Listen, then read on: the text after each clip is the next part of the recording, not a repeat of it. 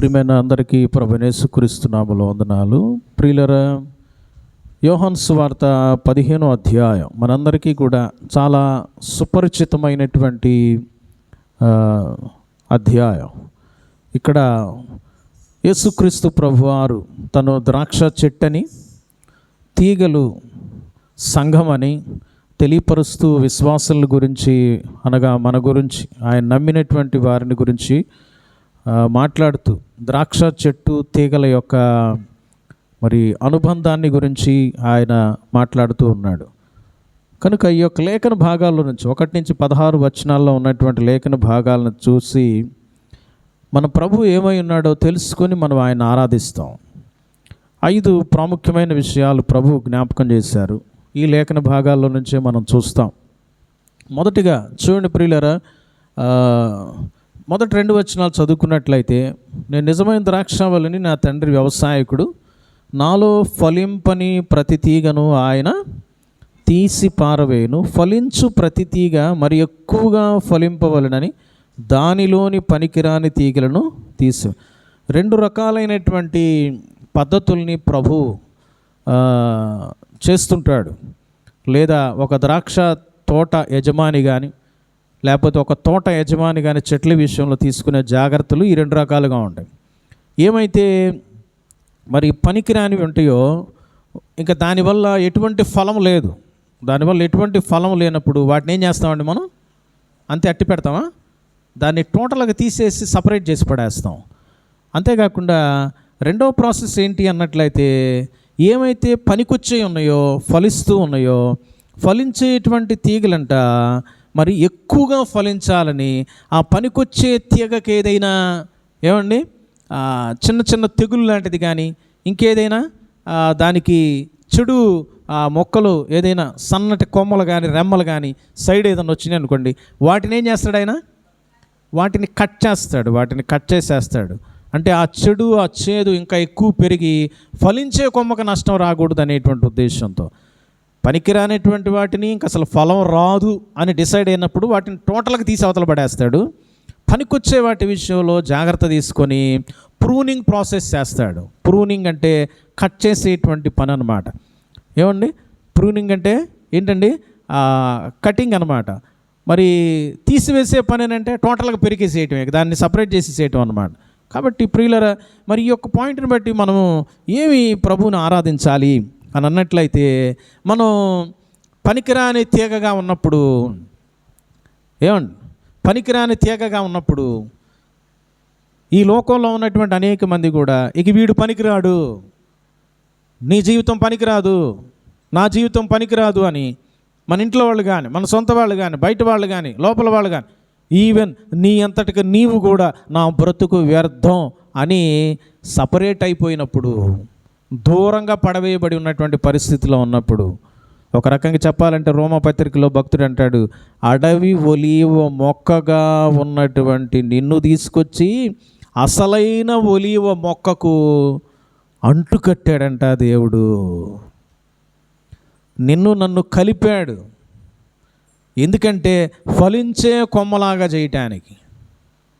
ఫలిస్తున్నటువంటి సమయంలో నీ జీవితంలో ఎదురవుతున్నటువంటి, వస్తున్నటువంటి, ఉన్నటువంటి చెడుని ఆయన ఒక బాధో, ఇబ్బందో, ఇరుకో, సమస్య ఏదో ఒకటి ఇవ్వటం ద్వారా వాటిని దూరపరచడానికి ఆయన కార్యాలు చేస్తూ ఉంటాడు. అనగా ఇక్కడ దేవుని యొక్క ఒక గొప్ప విషయం మనకు తెలియపరచబడతా ఉంది ప్రియులారా. పాడైపోయిన బ్రతుకును, చచ్చిన బ్రతుకును, పాపంలో ఉన్నటువంటి బ్రతుకును, గొడవ చేయదు, పాపంలో ఉన్నటువంటి బ్రతుకుని ఏం చేశాడండి? జీవము కలిగినటువంటి దేవునితో జతపరిచేటువంటి అనుభవంలోకి తీసుకొచ్చాడు.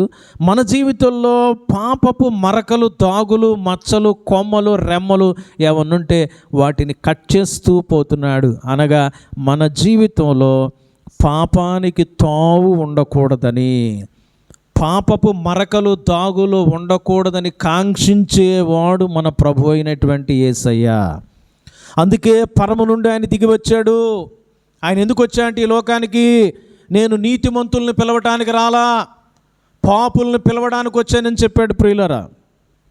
నేను పాపాన్ని పోగొట్టడానికి వచ్చాను, మిమ్మల్ని పరిశుద్ధులుగా చేయటానికి వచ్చాను, మిమ్మల్ని పవిత్రులుగా చేయటానికి వచ్చాను, నరకము నుంచి తప్పించటానికి వచ్చాను అన్నటువంటి ఒక మంచి గొప్ప దేవుడు అండి. కాబట్టి ఈ యొక్క 2 వాక్యాల ద్వారా మనకు తెలియపరచబడతా ఉంది ప్రియులారా. 3వ వచనంలో కూడా చూడండి, నేను మీతో చెప్పిన మాటను బట్టి మీరిప్పుడు పవిత్రులై ఉన్నారు అని అంటున్నాడు. అంటే పవిత్రపరిచే దేవుడు, మనలోని మలినాన్ని పోగొట్టే దేవుడు. కాబట్టి యేసు ప్రభువారు ఎలాంటి దేవుడు అంటే, నీకు నాకు ఆయా సమయాల్లో బాధలు, ఇబ్బందులు, ఇరుకులు, కష్టం, నష్టం, కన్నీరు వచ్చినప్పుడు ఆయన మనం తిట్టుకోవచ్చేమో, కానీ ప్రియులారా ఆయన ఎలాంటి దేవుడై ఉండి ఈ రోజున నిన్ను రక్షించి దేవుని మందిరంలో నిలవబెట్టి నీకు బాధలు, ఇబ్బందులు, కష్టాలు, సుఖాలు అన్నీ ఇస్తున్నాడు అని అన్నట్లయితే ఆయన ఎలాంటి దేవుడు తెలుసండి? ఆయన మేలు చేసేటువంటి దేవుడుగా కనిపిస్తున్నాడు. ఆయన ఎలాంటి దేవుడు అండి? ఆయన మేలు చేస్తున్నాడు. కీడు నీకు మంచిది కాదు, పాపం నీకు మంచిది కాదు, నాకు మంచిది కాదు. నా జీవితాల్లో ఉన్నటువంటి పాపపు మచ్చలు, ఛాయలు, ఒక్క పాయింట్ కూడా నీ జీవితంలో పాపపు దాగులు ఉండకూడదని ఆశిస్తూ కాంక్షిస్తున్నటువంటి దేవుడు అండి ఆయన. ఎంత మేలు చేసే దేవుడుగా ఉన్నాడండి యేసు ప్రభువారు. మేలు చేస్తున్నాడు. నువ్వు అనుకుంటున్నావు కీడని, నువ్వు అనుకుంటున్నావు బాధ పెడుతున్నాడని, నువ్వు అనుకుంటున్నావు ఏదో ఇబ్బంది పెడుతున్నాడని. ప్రియులారా ఆయన కీడును అనుభవించి, ఆయన బాధను అనుభవించి, ఆయన పాపమంతటినీ తన మీద వేసుకొని నిన్ను నన్ను పవిత్రులుగా చేశాడు, విడుదల గావించాడు, రక్షించాడు. కాబట్టి చెప్పండి, ఈ రోజున యేసు ప్రభువారు ఈ మొదటి 3 వాక్యాల ద్వారా మనం కనుక గమనించినట్లయితే ఆయన మేలు చేసేటువంటి దేవుడుగా ఉన్నాడు ప్రియులారా. అందుకని రీసెంట్గా యూట్యూబ్లో ఒక సాంగ్ వచ్చింది కదండి, మేలు చేయుట నీవు ఏంటంట, మేలు చేయక నీవు ఉండలేవయ్యా, ఆరాధించక నేను ఉండలేనయ్యా. ఇంత మేలు చేసే దేవుడు కాబట్టి నువ్వు ఆరాధించకుండా గమ్ముకు నోరు కట్టేసుకొని ఉంటే మాత్రం నీవు కృతజ్ఞత లేని వ్యక్తి అని అర్థం చేసుకోవాలి ప్రియులారా. కాబట్టి ఉదయకాల సమయంలో మన ప్రభు అయినటువంటి యేసయ్య ఎలాంటి దేవుడై ఉన్నాడంటే మేలు చేసినటువంటి దేవుడు. ఏమండి, ఆయనకు చేసినటువంటి కీడుకు ప్రతిగా, పాప మాట్లాడద్దమ్మా, ఆయనకు చేసినటువంటి కీడుకు ప్రతిగా మనకు మేలు చేశాడు. దేవునికి మనం ఎప్పుడు కూడా మంచి చేయలా, దేవునికి విరుద్ధమైన జీవితమే. దేవునికి, దేవుని మందిరానికి, సంఘానికి, విశ్వాసులకి, అందరికీ కూడా అన్ని విషయాల్లో గమనిస్తూ ఉన్నట్టు ఎక్కడో ఒక్కడ దేవునికి బాధ పెట్టేటువంటి పనులే.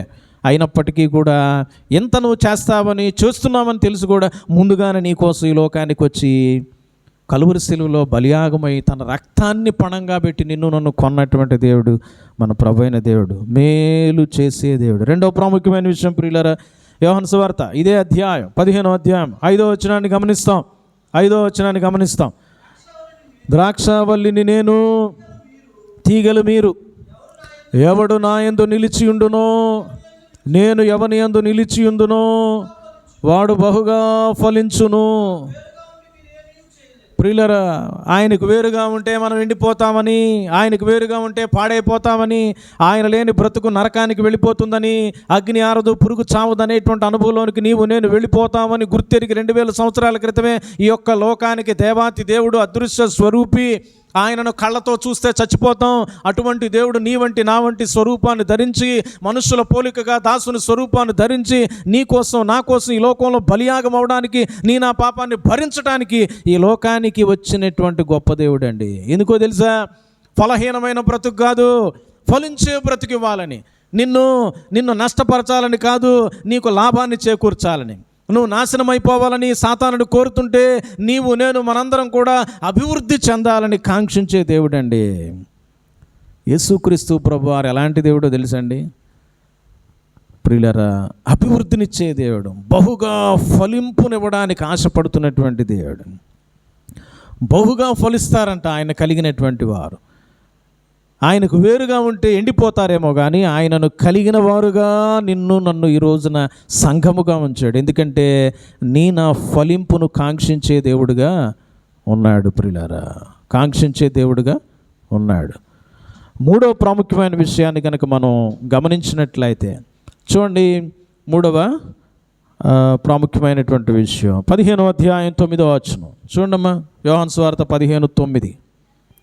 తండ్రి నన్ను ఎలాగూ ప్రేమించునో నేనును మిమ్మును అలాగూ ప్రేమించిది, నా ప్రేమ యందు నిలిచియుండుడి. ప్రియమైనటువంటి వాళ్ళరా, యేసు ప్రభు వారు ఎలాంటి వాడో తెలియపరుస్తున్నాడు. ఏంటంటే, తండ్రి నన్ను ఎలా ప్రేమించాడో నేను కూడా మిమ్మల్ని. ఏమ్మా, మన ప్రేమల్లో తేడాలు ఉంటాయి. భార్యను ఒక రకంగా ప్రేమిస్తారు, భర్తను ఒక రకంగా ప్రేమిస్తారు, కుటుంబాన్ని ఒక రకంగా ప్రేమిస్తారు, దేవుణ్ణి ఒక రకంగా, దైవజనుడిని ఒక రకంగా, బయటోడిని ఒక రకంగా, సొంత కులస్తుడిని ఒక రకంగా, బయట కులస్తుడిని ఒక రకంగా, నచ్చినోడిని ఒక రకంగా, నచ్చనోడిని ఒక రకంగా. మన ప్రేమల్లో వ్యత్యాసాలు ఉంటాయి. కానీ యేసు ప్రభు వారి యొక్క ప్రేమ యొక్క ప్యూరిటీ మనకు అర్థమైపోతా ఉంది. చూడండి, 9వ వచనం మరొకసారి చదువుదాం. తండ్రి నన్ను ఎలాగూ ప్రేమించెనో నేనును, అంటే అదే ప్రేమ, దేవుని ప్రేమ ఏదైతే ఉందో యేసయ్య అదే ప్రేమతో నిన్ను నన్ను ప్రేమించాయంట. యోహాను సువార్త 13వ అధ్యాయం 34-35 వచనాలు. ప్రియులారా, నేను మిమ్మును ఎలాగూ ప్రేమించుతును అలానే మీరును ఒకరినొకరు ప్రేమించుకోండి అంటున్నాడు. యేసు ప్రభు వారు ప్రేమించాడు. 1 యోహాను పత్రిక 3వ అధ్యాయం 16వ వచనంలో, ఆయన మన నిమిత్తమై తన ప్రాణము పెట్టెను గనుక ప్రేమ అనగా ఎట్టిదో తెలుసుకొనుచున్నామని అంటాడు. ఆయన మన నిమిత్తం ప్రాణం పెట్టాడు. ప్రేమ అంటే ఏంటో చూపించాడండి యేసు ప్రభు వారు. ప్రేమ అంటే తగాదలట్టమా? ప్రేమ అంటే తిట్టుకోవటమా? ప్రేమ అంటే ఉన్నవి లేనివి అన్నీ కూడా కల్పించి చెప్పటమా? నిజంగా ఏమండి, ఇక్కడ తెలియపరుస్తున్నాడు ప్రియులారా. యేసు ప్రభు వారు అంటున్నారు, తండ్రి నన్ను ఎలా ప్రేమించాడో సేమ్ అదే లవ్. ఎక్కడ కూడా 1% కూడా, ఒక్క పాయింట్ కూడా తగ్గించకుండా అదే ప్రేమతో మిమ్మల్ని నేను ప్రేమించి ఏం చేశాను? మా పాప హలో, అదే ప్రేమతో ఏం చేశాడంట?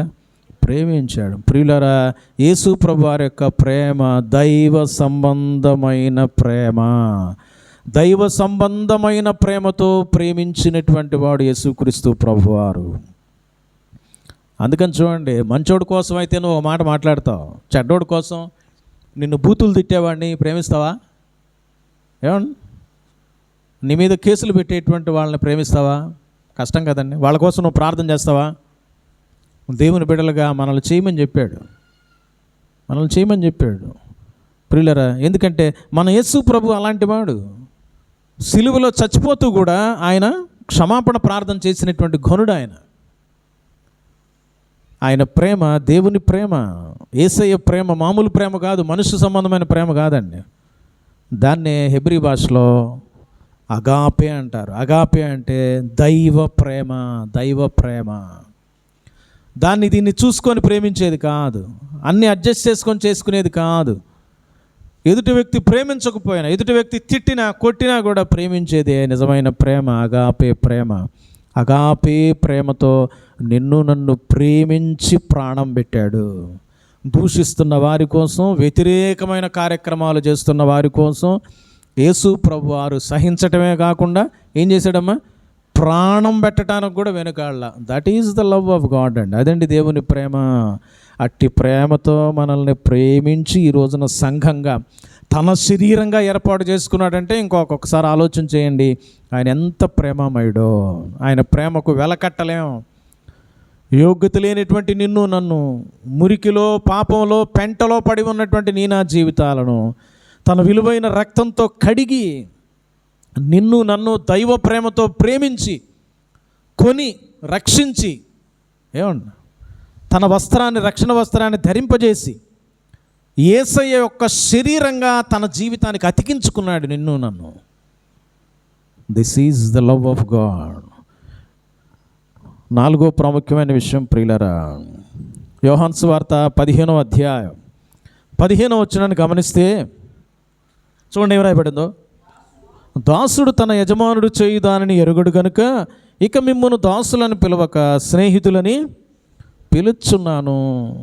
ప్రియులరా, దాసులు అంటలా, యేసయ్యకు దాసులుగా ఉండటానికి కూడా అర్హత లేదు మనకి కదా. యేసయ్య యొక్క చెప్పుల వారును విప్పడానికి కూడా బాప్తీసం ఇచ్చే యోహాను అంటున్నాడు, ఆయన చెప్పుల వారును విప్పడానికి. అంటే యేసయ్య యొక్క షూస్ యొక్క లేస్ని విప్పడానికి కూడా అర్హుణ్ణి కాదు అని ఎంతగానో పనికిమాలిన వాడుగా ఎంచుకున్నాడు బాప్తీసమిచ్చే యోహాను.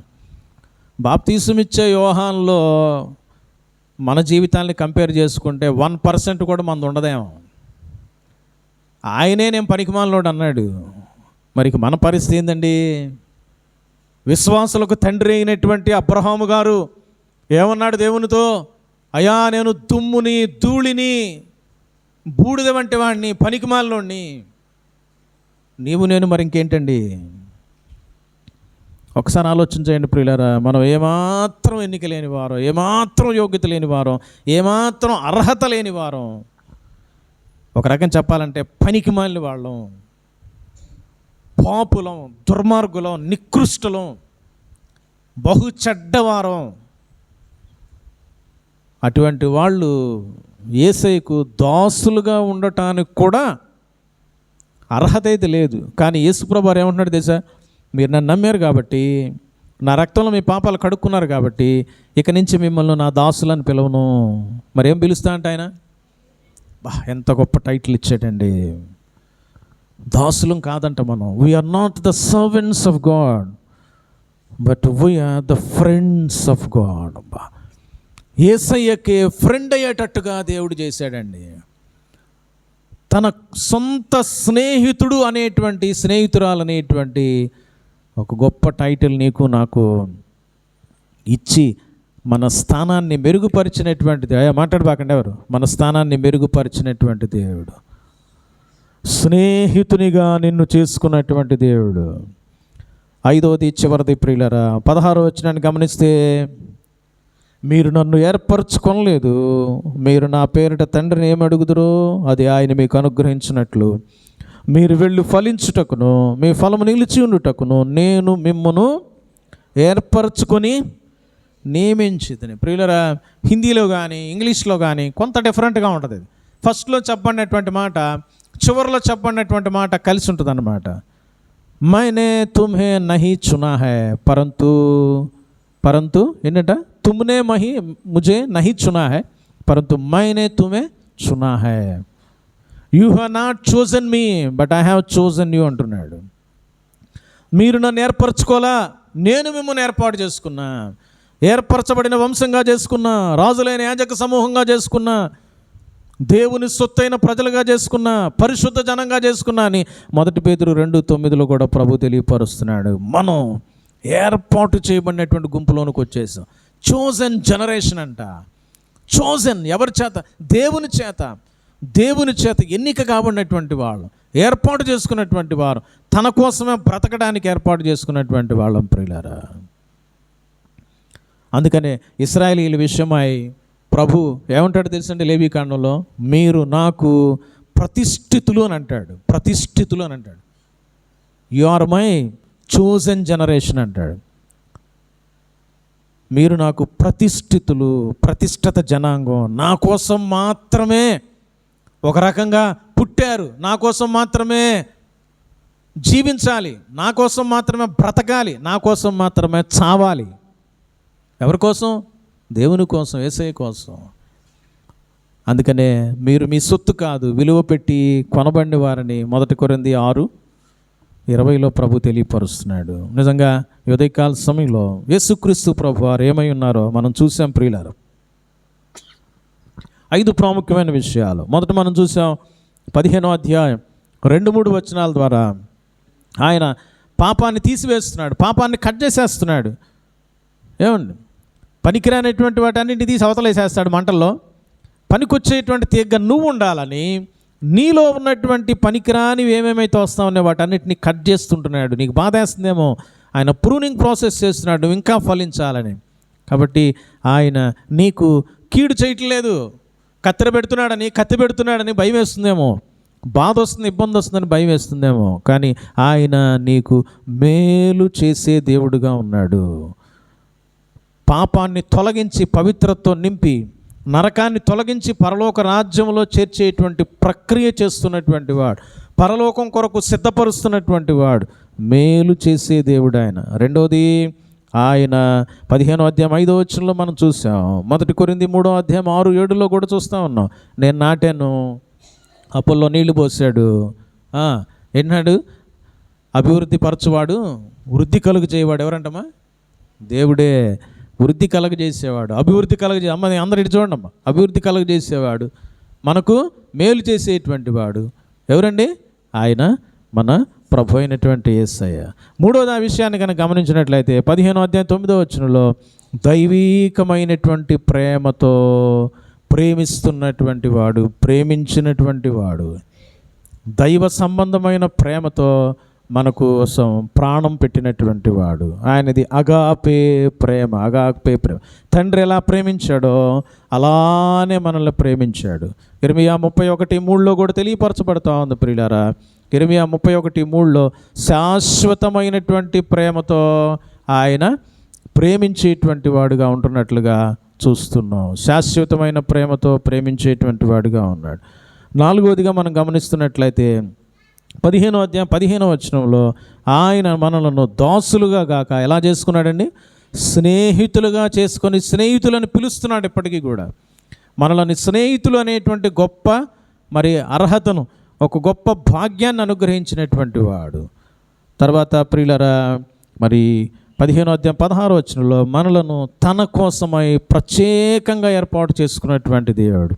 ఇంత గొప్ప దేవుడైనటువంటి యేసయ్యను, మన కోసం ప్రాణం పెట్టి తిరిగి లేచిన యేసయ్యను, మన కోసం తిరిగి రానయ్యున్న యేసయ్యను, మనలను పరలోకం కొరకు తీసుకొని వెళ్ళటానికి రానయ్యున్న యేసయ్యను బట్టి, మేలు చేసే యేసయ్యను బట్టి ఆయా ప్రభుని స్తుతించి మహింపరిచి గణపరుస్తాం. తల వంచి మనందరం కూడా కళ్ళు